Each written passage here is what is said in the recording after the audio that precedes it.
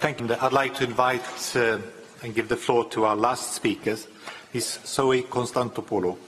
You're so welcome.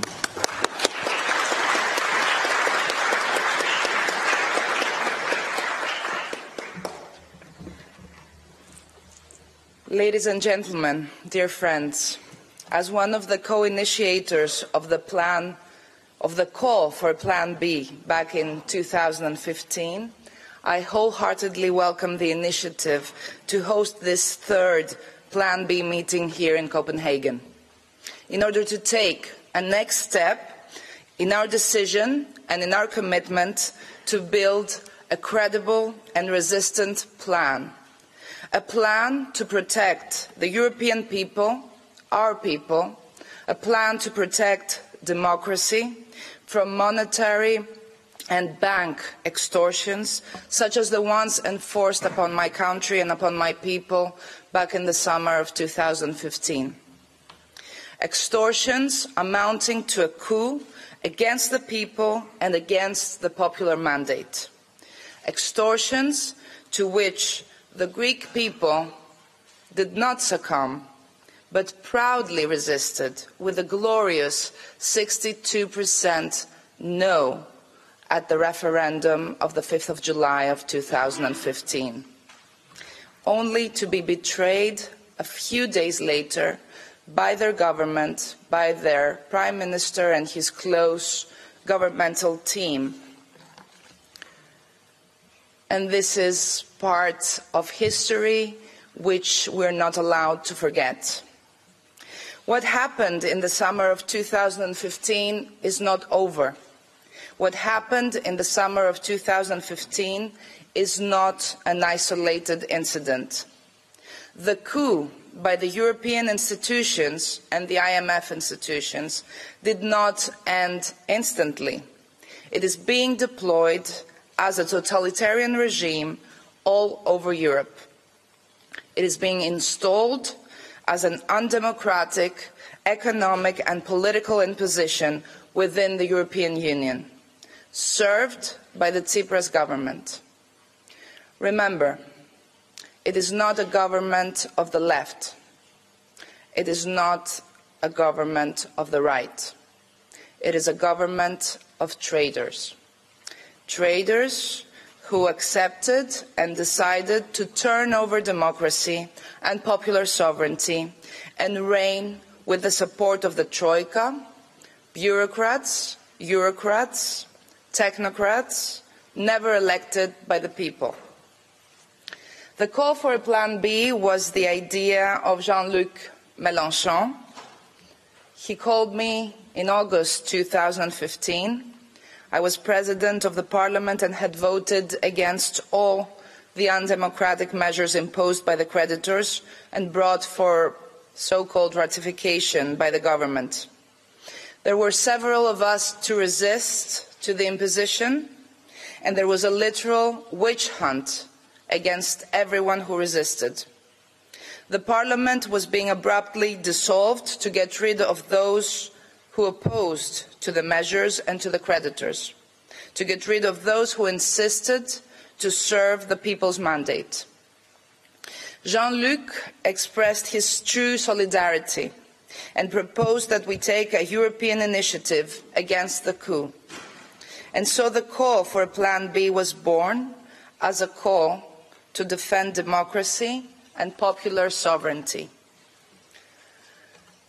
So in my conscience, the Plan B is a persistent initiative precisely because it's an initiative of resistance.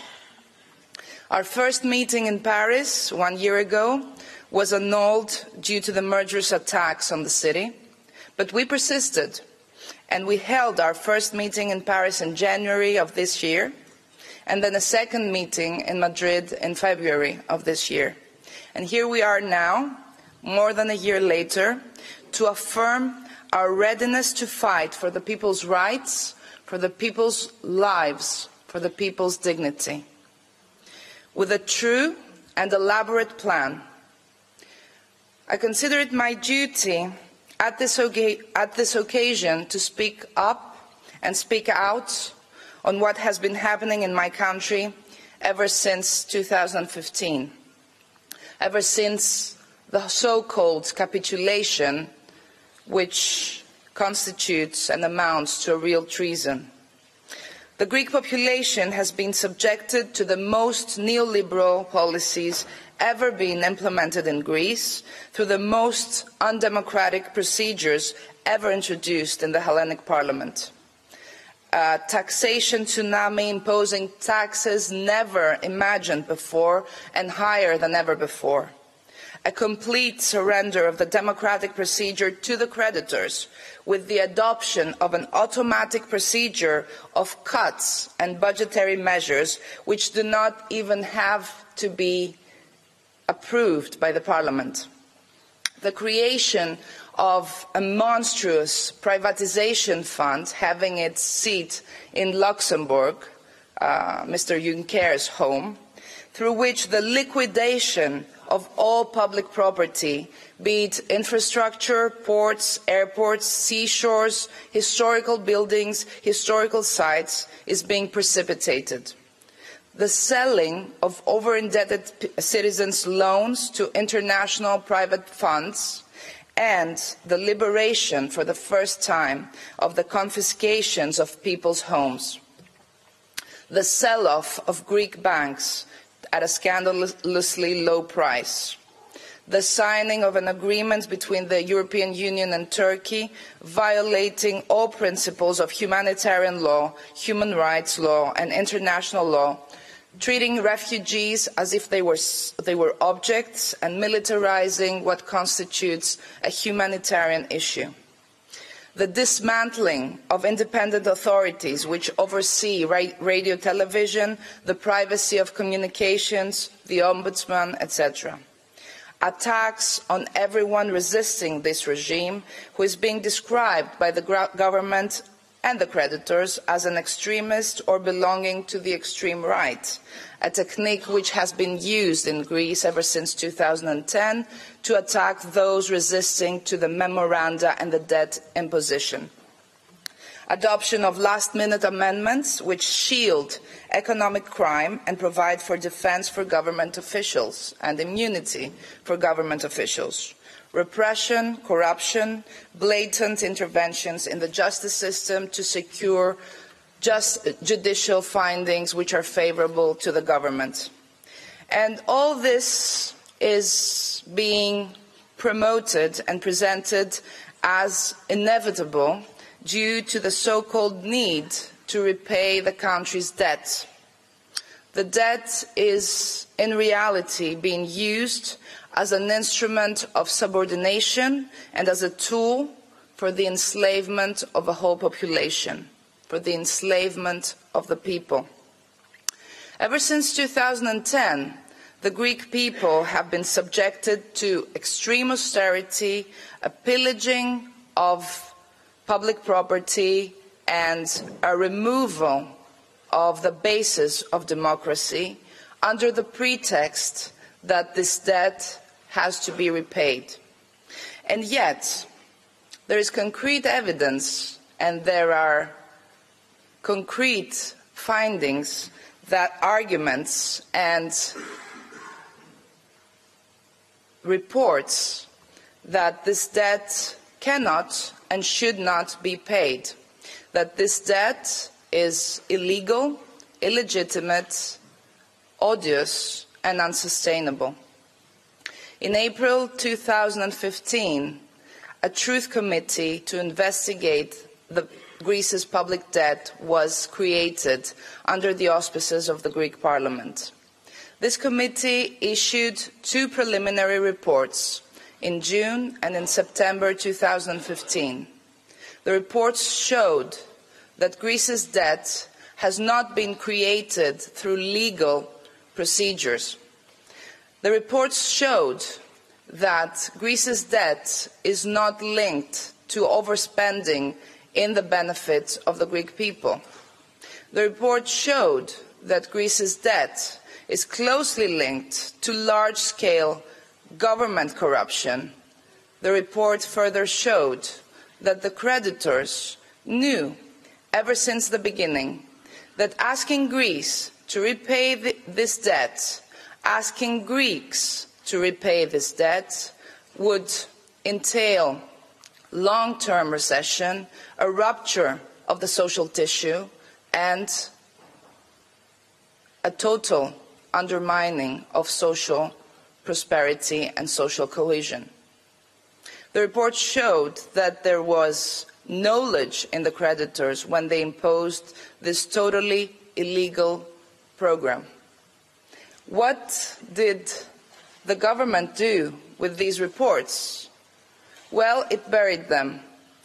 What did the Tsipras government do after September 2015? Well, they suppressed the Truth Committee on Public Debt. They suppressed the committee effectuating an audit of the debt. And what did the committee do? The committee did its duty. It defied the governmental decisions. It refused to subject itself, and it refused to obey. It disobeyed.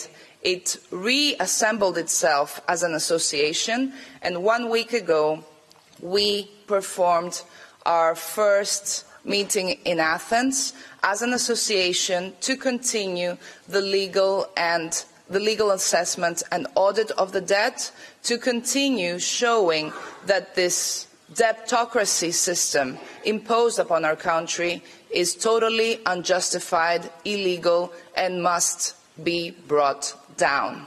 I'm very glad that there is a special workshop right after this meeting on the debt issue, and I'm very glad that the scientific coordinator of the Debt Truth Committee, Eric Toussaint, is among us and will present the findings. Ladies and gentlemen, dear friends, there's a lot more that I would like to say, but I'm also committed to respect the time constraints. So I would like to close by a reference to what is being presented as a fundamental question. Inside or outside the monetary union? Inside or outside the European Union? These are questions which are falsely seen as dogmatic. The real question is whether a European Union or a monetary union which attack its populations, which blatantly violate democracy and the rights of the people, as is the case today, are tolerable under any circumstances. And the answer is no. Whether an EU which uses banks and liquidity as tanks and guns can be seen as our common home, and the answer is no. No international organization can be placed above freedom and democracy. No people can be asked to surrender their liberty and their dignity to belong to any such union. Human lives, human rights, human dignity, human freedoms are non-negotiable. And our plan B, is about showing that human lives, human rights, human freedoms, social prosperity, and the people's dignity matter more than any currency and any international organization.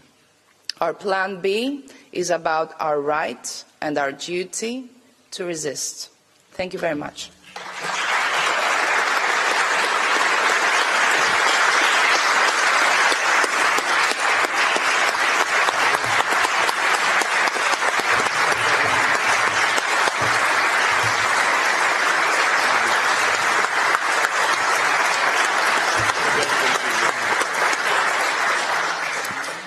Thank you so much, Zoe, for your contribution. We now had different perspective on what's happening in Europe right now and where we need to go next. I'm sure there are a lot of questions. There are remarks that you are thinking about, and you have different sort of opinion. And that's why we are here.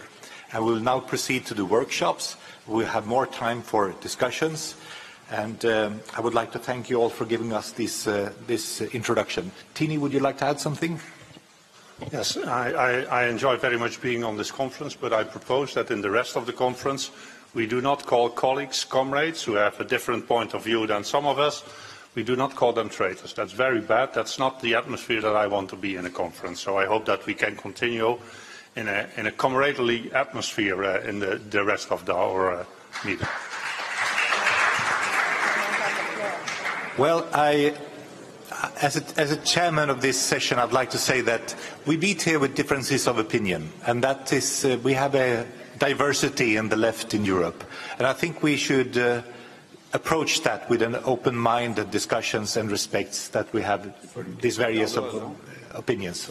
So would you like to add something? I just would like to say that there's a very big danger in developing comradely affection to those who are oppressing a whole people, to those who are violating their democratic duties, and to those who have betrayed the mandate of the people. Personally, I refuse to see such persons as comrades. I do not think it serves any kind of duty to the truth or to democracy or to the people to alleviate what the real facts are. And as a note for the left, I do not think it serves the left to justify this kind of treason against whole populations. I do insist on the terminology because it's accurate, and I refuse to betray my people myself by refuting to name what's a treason a treason. Thank you.